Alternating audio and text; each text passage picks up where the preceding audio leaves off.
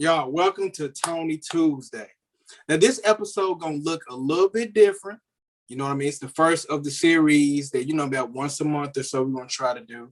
As I was scrolling down my timeline, my Facebook, my Instagram, and I was like, man, I got a lot of friends with businesses or have a lot of entrepreneurships going on, or some people that get their own way, their own niche or craft that they're trying to do in certain business. So I was like, hey, why not promote them? I got friends that range from either, they're doing photography, that some of them are chefs, some of them been doing prostitution, but you know what I mean? Now we're gonna try to hit all of them. Now the one today, this ain't the prostitution. We're gonna do that one in an undisclosed location. But I got somebody just as good. I got my friend Barriana Woods, or I'm gonna call her BB. What's up, BB? What's up, man? You play so much, man. Tony's trying to get his Charlemagne on, basically. That's hey, man, I'm always trying to get Charlemagne on. My skin getting a little bit lighter already. Look, but thank you for coming apart and working with me on Tony Tuesday. I really appreciate the support. I really do, dog. Most definitely. It's all love. I'm so glad to be on here. Kind of like what we was briefly discussing. I think that it's very important for us to support one another in any way that we see fit. And in today's time, that's definitely through this platform and what we're using, and so many ways that we can communicate and share words. So thank you for having me. No problem, B. No problem. The first thing I'm gonna go ahead and say, just tell us a little bit about yourself. I know you for a minute. I mean, I don't know by your real name. I call you BB. But go ahead and tell the people who tune in who don't know you just who you are, a little bit about you.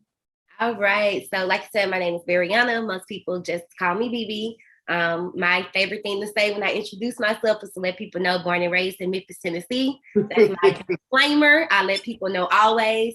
Got my bachelor's in communications at the University of Tennessee at Martin, where I met Tony. And currently living in Nashville. I worked in education for 5 years, and now I'm the director of the Boys and Girls Club. Well, one of the Boys and Girls Club of Middle Tennessee. Go ahead, BB. I didn't even know that. See, look, you got so many hats. Like, you be juggling them. I be juggling. I be juggling them jobs. I don't care. About me, I have 2 kids, mom. I consider myself to be a very down-to-earth person, and recently published author of a children's book. I blog. So like you said, a lot of hats. But I like to consider myself just a regular schmegler. Leads me to, I guess, my first question. I guess you can call it my first question. How does it feel to be a published author, as you just mentioned? It feels amazing. Like, when you pour into something, one thing about it, I started my book writing process in December of 2019, because, we all went into 2020 like, we finna kill this year. Yeah, this our year. So I had my plan. I had my rough draft, and like when New Year's hit, I remember finally sharing with people that I was coming out with a children's book, and I was done writing by mid-January. February, I paid, I was ready to go. March, COVID. And so when that happened, the book process was delayed tremendously, where I was supposed to be done within 3 to 6 months. It took the entire 2020. My book wasn't done until December. And so it feels really amazing. I still feel like with all the COVID restrictions, I can't really get out and do book fairs and things like that the way I want to, but still very exciting to see like your hard work paying out after so long. Yes. So I am still very excited. I've gotten great reviews back from it. And I think the most important thing for me is not what I profit from the book or who hands it. I mean, it really is more about who hands it gets in and the message that's being shared. It's less about me and my ego. It's more about people really knowing what autism is and more about me sharing my daughter's story. I was about to say, has writing, now we know you're a communication major, as you just said, has writing always, or wanting to be an author always been in you, or was that something that you just decided that you wanted to gear towards it as a form of communication?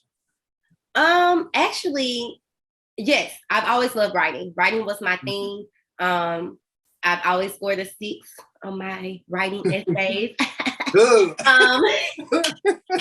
Hey, that was it But back in the day. writing is what I'm naturally good at. I'm a storyteller. Like I said, I overshare. That's just something that I do. And so I think writing is art. And so to me, that's how I express myself. And so I wouldn't say an author. And if so, I wouldn't say a children's book author, maybe like an adult book, which I've been writing some drafts and it may be coming along one day. So yes, I've always loved writing. Actually, communication was a fallback. I didn't know I would be a communications major. When I got to Martin, I actually wanted to study criminal justice and be a forensic scientist because my hobby is watching criminal shows. But what I'm great at and what I love is communications and speaking and building relationships and sharing stories. And so I don't think that it's ironic that I am an author. I just really didn't always plan on doing it. And it's funny that you say that, because like you said, of course, I met you in college, but you know, you always think people pick this for a reason or this or that, but everything that you say like really makes sense. Like I used to be on AZ lyrics. I had no lie, Tony. I had a freaking notebook full of lyrics. People come to me, do you got that Chris Brown Kiss Kiss? Yes, ma'am. Look in the index. It's in there. I would write them. And so that was me in middle school. And so as I developed and I learned that I was a good speaker and I learned that I was a good writer in 10th grade from my English teacher. And so I just kind of binged off of that. But the crazy thing about Martin, Jeremy, was actually the person that convinced me to do communications. He convinced me that I would be great at it. He was like, you know, you good at this. Like, you really need to consider it. And so, that's dope. And so I definitely think it all aligns. It definitely did. We can't tell Jeremy we put his name in here. You know how he be. He gonna want to put a censor over his name. So the book, y'all, that BB has written is The Adventures of Zoey, the ABCs of Autism. So I don't know if y'all can see this or not. If y'all can. Shiny over there. I know we do, cuz, girl, we take care of it over here, girl. That's the only book that's took care of. Hey, everything else chewed on. It be like that. But what was I about to say? So this is the book that she wrote. Now the title, BB, is, you know, pretty much self-explanatory. But from the author's point of view or the writer's point of view, what did you want the book to say? What did you want it to give out? Or what did you want it to people when they read it, you would want them to understand? Great question. So to me, when I thought about it, I thought, okay, so I was doing the blog thing. I first started out, I posted our autism story. People caught on to it. We got so many views and so much attention from adults, which is fine because autism is a lifelong thing. So it's great for people our age to be knowledgeable about what autism is. And I was excited that people my age were, you know, my family and friends were starting to understand more about what it is. But then I started to think, are they having conversations with their children? Are they, is it going back? Because right now we're making everything is acceptable, right? I mean, not everything is acceptable, but we want to open the doors to our kids being open and understanding to so many things, but we're not talking about disorders. And so when I came up with the idea to write it, I used the ABCs because I wanted to make sure that I was able to break it down in a way that we can explain it to kids. Because it's hard to explain what a disability is to a child. And so in using the ABCs, I wanted to, one, explain who Zoey is, because I can't explain what autism look like in every child. It's the spectrum. And so it's going to look different in every child, but things like hugs, even if they're backwards, sensory overloads, the noise is too loud, talking about an IEP and how those things are tied into the book. Those are kind of general. It's something that you may see in all kids. But like when you talk about, when she talks about her brother, she talks about her style, you get to see her fashion sense.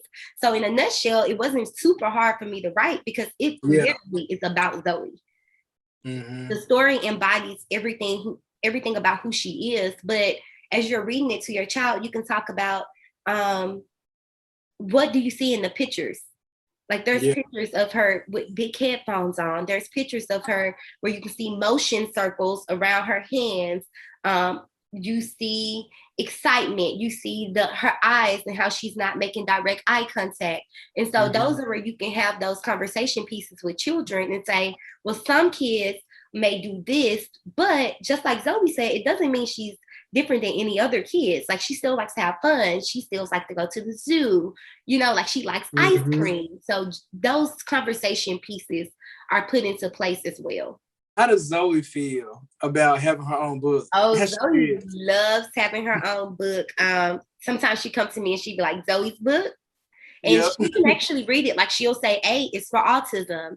Like, she would literally go into it. I've read it to her numerous times, from like reading the script but it really, again, like, Zoey was with me throughout this entire process. And like seeing the sketches of the book. And I'd be like, "Do you like that? Do you?" And she'll be like, And even once they colored it, she went, But when it came to us, oh, she was blown away. So she just loves it. She keeps it in her backpack, likes to take it to school. She's a show off. There was one thing in the book, BB, I want to point out, you lied about. You lied. Don't hit me with the eyes. I got the receipts right here. On page 29, your left knee don't look like that. Your left knee did not look like that. I'll tell you this, because it was all included, it got to a point where I didn't even care. I was like, just focus on the Zoey character. It's one picture in there, mega forehead, super long. I'm gonna see if you can figure out what page it's on. Oh boy, but you know what? I had to come to a point where I was just like, because at first they had me and Brian looking like Coretta Scott King and Martin Luther King. And I'm like, we some cool parents. We ain't old. We still in our 20s. Like, if you don't take that mullet off my head, it's the process definitely, but I think they mastered the Zoey character. Yeah, and they mastered all of it. It looks, I love the colors and I love the art, like you said. I'm sure you had a vision too, but it actually was really well. Because it's the Adventures of Zoey, it's going to be a series of books, like almost, like Junie B. Jones or the Berenstain Bears. So I'm working on the second book and it should be out by the beginning of next year.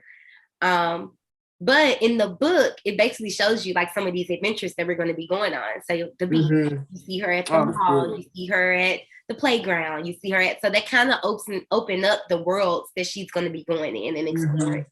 Good to see that you tie it all together. Like you said, once again with you, it all makes sense. It's not by accident that it was the Adventures of Zoey. So it's Also, let me tell you too about the adventures. I'm gonna look it up to make sure I give you the correct definition. But when I was doing this process, adventure means an unusual and exciting, typically hazardous experience or activity. And it's engaging in something that's of an unknown territory. And so with Zoey having autism and neurologically not thinking the same way that we may process things, a lot of things can feel like an adventure for her. Yeah. Simply going into the grocery store can feel like an adventure. And so it's going into that unknown. And then the thing about an adventure is that you end up having a great time. Yeah. Yeah, right? You do. It's going into an unknown and ended up having a great time. And so I think that's just kind of her personality, and that's who she is. She's very adventurous. And so embarking off of that word, I was like, I'm running with it. And it'll just be called The Adventures of Zoey, and we'll go from there. Perfect, baby. Perfect. I'm gonna ask this too. So before Zoey was diagnosed with autism, did you know about it? Or was you just like, this is something new, I just gotta like? Honestly, I knew nothing about what autism was. And I say that in a sense of, I don't think it was talked about. Like being from Memphis, and I think that's very important why I had to talk about it as a Black mom and as a Black child, because I knew, like when they said it to me, and I'm gonna tell you, even stupidly, I thought that autism had a look. I was like, look at my child, she's perfect. She's beautiful. Like, she's like, what? No way. Until I looked it up and I started to like observe her more. And the more I looked it up, the more I realized, okay, it's not a intellectual disability. It's not a it doesn't mean that she's never going to be able to live independently. It doesn't mean that she's going to be behind, or she can never learn, or she will never talk, and she will never do, and she will never have friends. It doesn't mean her life is over. And not only that, I had people around me whose children were going through surgery. Like literally, I can't sit and be focused on this perfectly healthy child who don't have to go through all that, who's not taking any medicines, and be focused on the fact that she don't want to say hey when other people say hey. Yeah. Not saying that that's the only thing that we deal with autism, but in a nutshell, at that time, what I was dealing with my child, that was it. And so I couldn't feel pity for myself for real. I just had to act and get help and learn more about what it is. And it's crazy that you mentioned that, or the way that you broke that down, because that was my next question. Was it a point when you found out, did you ever get defeated? Now, I'm sure, throughout the day, sometimes, like with any kid, you get defeated when stuff happens or this or that. But I feel like, have you always had that mindset that you you take it on? Mm-mm. Absolutely not. Again, like I said, I went through a phase of why us. Like, I feel like me and her dad were great people. We weren't no grimy people. Like, we were good to people. Like, why did we have to have the child that had autism? Like, what did we do wrong? I went through a phase of questioning every single thing, and even saying like, this person deserved a child with autism, and this person, and trying to place it off, when really I had to realize it was us, because one, we're in the position to educate people. We're in the position where we have people around us that's going to love and support us and be there for us. We had the community. We had all of our soldiers in place for us to be able to prepare for this. We had God on our side. We had everything we needed. And so, no, it wasn't always easy. There were a lot of days, and this was also our last semester in college, where we found out Zoey has autism. And so it felt like, like I said, like, I didn't even celebrate graduation because I was so like, what am I going to do about my child? Yeah. And again, I think that the more I educated myself, and I had to educate myself in the sense of, okay, what is autism? Okay, autism is a social disorder or disability. Social. And it may affect the way they communicate, the way that they react in certain situations, and sensory, mostly. Yeah. So how they see things, how they hear things, touch, how it affects them, things like that. So, okay, my child can learn. And really, that was my main thing, to make sure that she could learn. Like that was more concerning to me. Like, being a person that's always been big on academics, I wanted to make sure my child could keep up. You know what I'm saying? Yeah. And so I went through those phases, and I educated myself, and then it just got to a point where she was catching on and she was getting things, and I was like, you know what, we got this. And my mindset started to change. Like, I used to tell myself, okay, after you talk to the doctors, you got to talk to God. After you talk to the doctors, you got to talk to God. Like, it don't end there. Yeah. It doesn't end there. But also, I think a very important thing as a parent is you can put your kid in therapy. You can listen to the doctors. You can take them to school. But if you're not taking that information from the therapists, from the doctors, from the teachers, and applying it in that home and making it, and it's work. Now, I'm not, my first child had autism, so I can't tell you that it's just like raising the child that don't have autism. But I feel like, there are some days we may have to put in a little bit more work, because it is you do have to understand them too. It's not just trying to make them think the way you think. You have to be like, okay, examine the situation. Like with Zoey now, Zoey's 6. So we found out Zoey had autism when she was 2. She can do like this, and I know what she wants. Yeah. Because I've connected. In a way that she doesn't have to say it. And so I just think that it takes a lot of work. It takes praying, but most of all, I think one thing that I've realized I'm most gracious about Zoey's autism diagnosis is I learned early what a lot of parents don't learn until later on in life, which is your child is going to be their true self. They're not here to be who we think they're going to be. or who we thought they should be, or who we want them to be. Like, they're always going to be who they're destined to be. And I learned that at 2. Some people don't learn that at 23. When their child is 23. They like, hey, what you mean you don't want to go to TSU? I went to TSU. What you mean you won't go? You know what I'm saying? Like, it happens to us as parents. We have these ideas for our kids. And so I think that that really helps me, because I'm like, this is destined to happen. She's still going to live a happy and healthy life. And we just roll with the punches, honestly.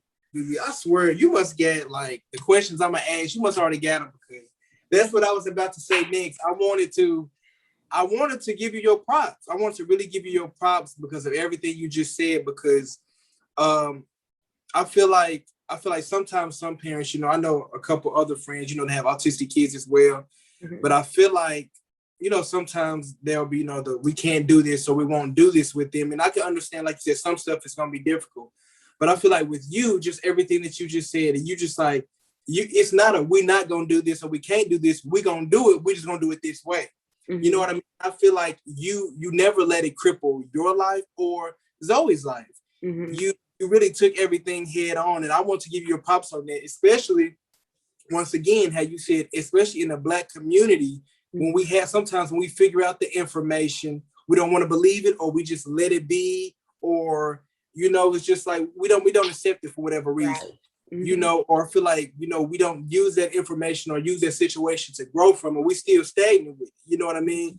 And I feel like you have completely, changed that thought. I mean, you said that for your family, not only your family, but, your friends too, because since you came up with that, or since the information you found out, just as you said, you've been able to pass it on to so many different people to realize that this is more than that, or, that this is a spectrum.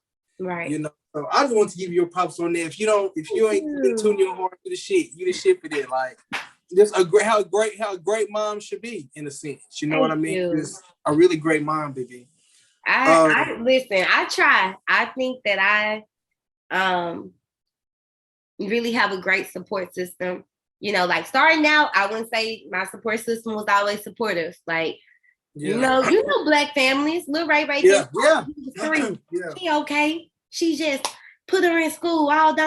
She ain't got that. And even once we found out, I was so irritated with people like, I pray that it goes away.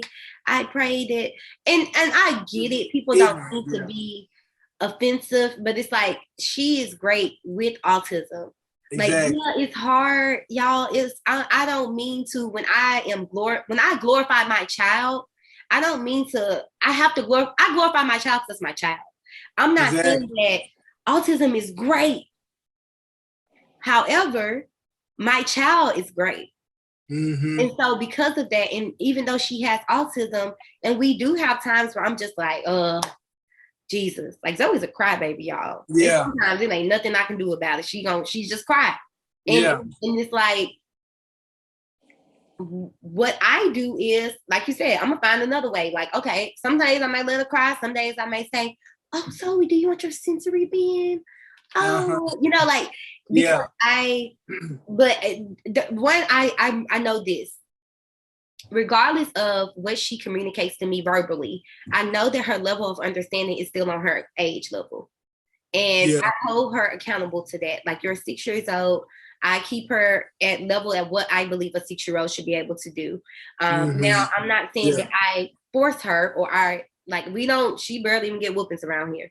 However, I think that, like, even getting her to talk, we started with, when Zoey got diagnosed at 2, they said she communicated on the level of a 3-month-old. Meaning she wouldn't point to what she wants. She wouldn't try to mimic it. She wouldn't do anything. She would just cry. So we got to a point where we would take her in the kitchen, point to what you want. That's a form of communication, right? Okay, she wants cereal. Okay, cereal. We started communication boards. Okay, point to it on the thing, bring it to us. Okay. Yeah. And then after she would bring it, oh, cereal. She may not say it, but we're going to say it, okay? Yeah, progress. So then it gets to a point where you have to say it before I get up, before I move. Yeah. What you want, baby? What's that? Cereal. Okay. So now we can ditch that. And so then we got to a point of, I would tell her, give me 5. I want some cereal, please. right? Yeah. Real easy. I'm not getting up and give me 5. I want some cereal, please. Well, actually, before we even started pointing, we did sign, like more, please. And so what I'm basically saying is I set up levels for her to be able to reach any goals that I may have with her. It is harder, but it's not impossible. That's amazing. So my role as a mom, I feel like is just to continue to push and want what's best for my kid. And I don't think it would be any different if she didn't have autism. And so to me, I feel like my job was my job when I decided I was gonna keep her. Yeah, yeah, that's right. And that's to advocate for her, that's to protect her, that's to make sure she has a community around her that loves her, that understands her, that backs her up, that's here to swing it when I say it's time to swing. So yeah, I set up, and again, I thank you guys. I thank the support system, because when I first started sharing, that was scary. I'm telling people something about my child. Something that's not talked about, something that wasn't talked about, because I'm glad that I can be the one that help other people come forward and say, hey, my child has autism, and be proud to still be that child's parent, to be proud that, and to know that your kid can still talk. Because I didn't have progress videos. I started posting videos because when I was sitting there confused with my 2-year-old baby, I didn't have nobody to look at to say, oh, this is their kid at 5. Oh, they do talk. Oh, they do this. Oh, they have been able to. I didn't have that. And so I think it's very important for me to be able to do that for other people. But it was scary. It was scary. I know it. I remember my mama. She probably gonna be mad. She may be watching this. She was like, why you post that on Facebook? Because I'm not ashamed. Because at this, and I felt like I remember the first Autism Awareness Month. And April's Autism Awareness Month. Y'all caught this right on time. The first Autism Awareness Month after my child was diagnosed, and I didn't post nothing. I saw it. I didn't post anything. I didn't say anything. And it almost made me feel like I was ashamed of my child. Yeah. Even though I knew I wasn't ashamed of her. You're beautiful, you're perfect, you're smart. But I just didn't have the confidence to post it on Facebook.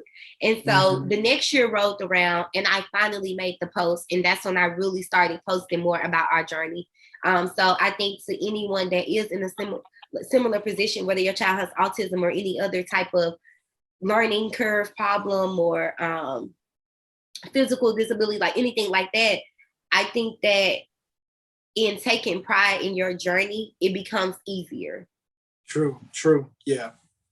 Definitely. And in sharing your story, you could be helping so many other families that you cannot worry about with any negative person. Because one thing I have to remember, if somebody that don't like me want to sit around and talk about my child because she have autism, then it's gonna come back on them. That's fine. Exactly. I can't worry about that. That's their life. And what type of person are you to do something like that? And so I had to be like, you know what? You can't fight everybody that say something negative. People gonna say negative things, but you gotta let God handle them. And you gotta focus on the fact that your mission and your vision and what you're doing is going to inspire so many other people. Message. Don't worry about no hater. Don't let no hater shake you. For real. Hey, I'm telling you, real. I'm sure there are people when I first posted who may have something to say that share my stuff today, because at the end of the day, you can't break down, you can't, God is the one who put it on my heart to share. And so for every hater, I have 10 people supporting me. Exactly. You definitely do. That's facts. I'm not worried about nothing. And still, I get to show that this is what's capable. This is what's possible. And not only that, and being an educator beyond my kid, I've worked with, I have 3 kids in my center right now on the spectrum. Yeah. My kid is older. The world is more accepting. We're more accepting of love has no color. It has no race. It has no disability. I hope that we continue to spread that. I didn't mean that in literally, I hope that's what our kids do. Yeah. I hope that they are knowledgeable about all different types of life. Because when we were kids, we weren't. Oh, no. We saw a man and a woman, black and black. That's it. Yep, that's it. It wasn't and even if it was mental retardation, we didn't talk about it. We didn't talk about these things. And so I think now is the time for us the media is doing it. We need to be doing it for ourselves and with our kids, and exposing them to different walks of life. I want to ask this too, Mm-hmm. because you hinted, well, you didn't hint at it earlier. You mentioned it. So now you're, like you said, you're in education now. Mm-hmm. How did that come about? Did it come because, I was trying to tie it together before I asked you. I was like, did it come together with, with Zoey, and you want to inform people about something? Or was it just like, the stuff that you noticed as a person, like, oh my God, like we're not grasping this, or I want to continue to help people. How did that come about, you being an educator now? So I graduated UTM, came to Nashville, looked everywhere for a job. I just knew I was going to be this PR guru, knew I was making flyers and show them my InDesign Photoshop skills. That didn't happen. However, my line sister, hey Dearia, hey girl, she was teaching, and she was like, we looking for a communications teacher. And she was like, I'm gonna put in a word, and then I want you to email her. Yeah. Went like that, got my interview, got hired on the same day, went back to school, got my master's in teaching, taught for 5 years, and dipped. But yes, but in making it make sense and tying it in for me. So my first year teaching was communications technology. I left that school, went to high school with the principal, and I taught marketing and communications, where I taught event planning, things like that. Left that school. And I went to another high school where I was teaching accounting, banking and finance, marketing, things of that nature. Left that school. Hey, that's how it be though, B. You ain't gotta make that face. That's how it be though. School. If you're a teacher, if you know, because the education, and for me, I think that also in what I was teaching was also changing, but also me flopping schools, because if I don't like it, I'm gonna leave. Left there, I started teaching social studies because I was looking for some stability in the marketing and communication. It kept changing. And again, storyteller, forever learner. Of course, I'm going to teach history. Of course. So I taught social studies 2 years. And like I said, now I am a director of the Boys and Girls Club. And what that kind of entails is I am actually like a boss. You've been a boss. You've been a boss, bitch. What Drake say, a boss is the role that I've grown into.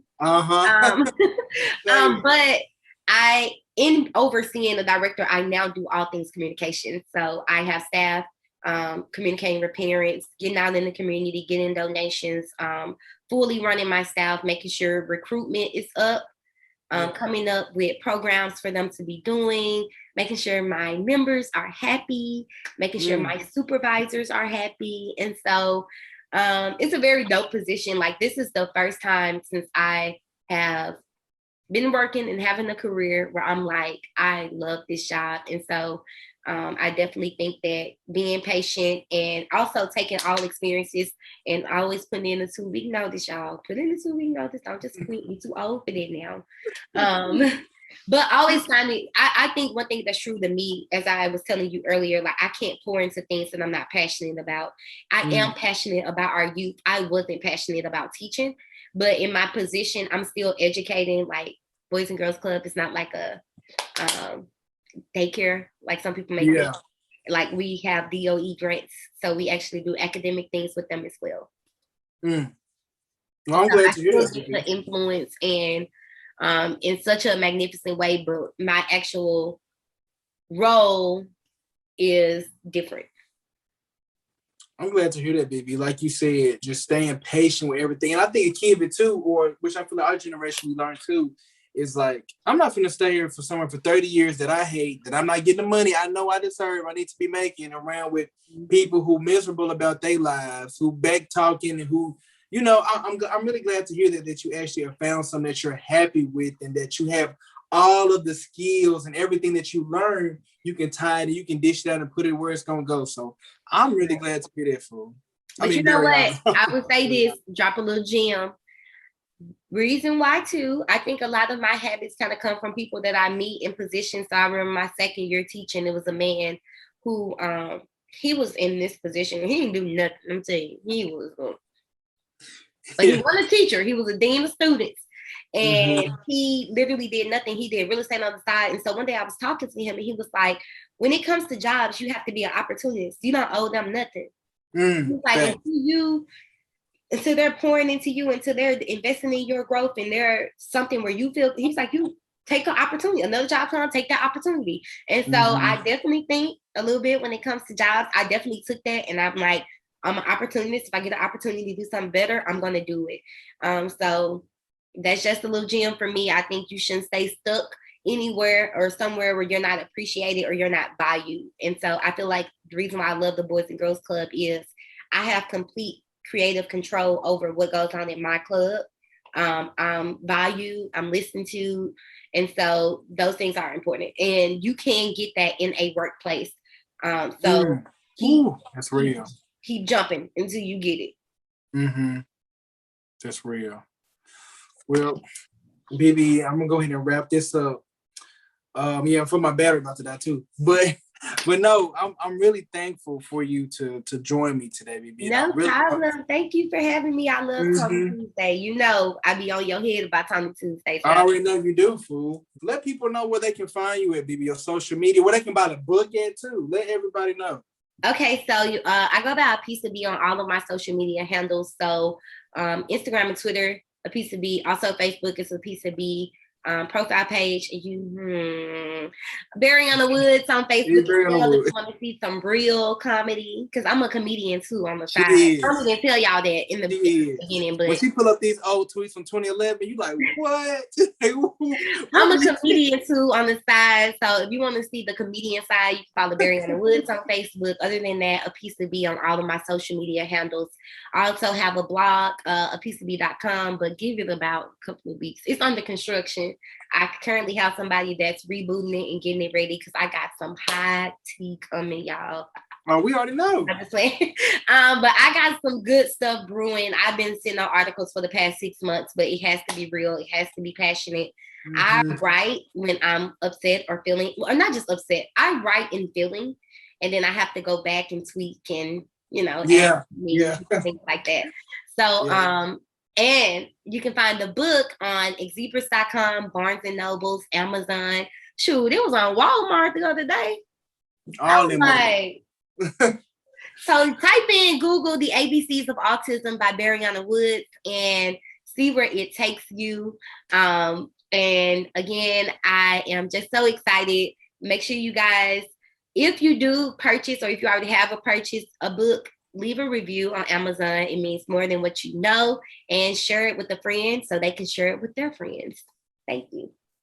All right. Hey, y'all heard it from the girl herself, BB, man. Thank you for coming in. We're going to go ahead and log this down.